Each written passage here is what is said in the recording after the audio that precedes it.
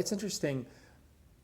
I think that for us, we've had to really strike a balance between being focused on the social media stuff and promoting ourselves, and also leaving time to actually grow and learn as artists. I think it's an easy trap to fall into is to just go for all promotion and just be promoting our music, getting it out there, doing concerts, all this kind of stuff. And But some you people- never really grow or learn. Some as an people artist. write too particularly for concerts as opposed to writing the show. And sometimes, that was advice that we got very early on, which when we were really pursuing writing for posting a song on YouTube, we weren't really learning how to write an entire musical.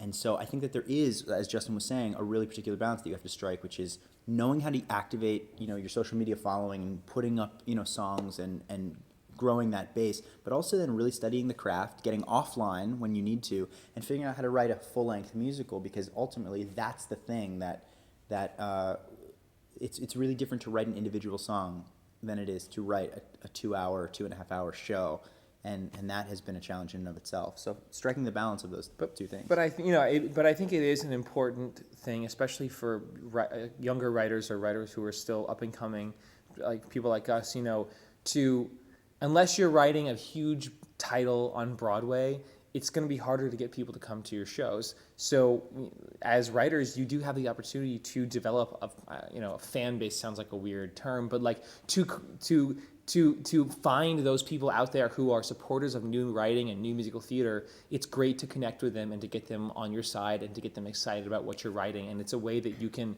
whether it's selling your sheet music for them or them supporting your concerts or your shows, it's a great way to gain some support even when you don't have the advantage of a huge Broadway show or a huge show in Hamburg or wherever it is. Yeah, and I also think the last thing that maybe we can talk about is for our first show, Edges, it didn't have a production in New York, but we put up the songs, and those people who were following us decided to produce the show in their own hometowns.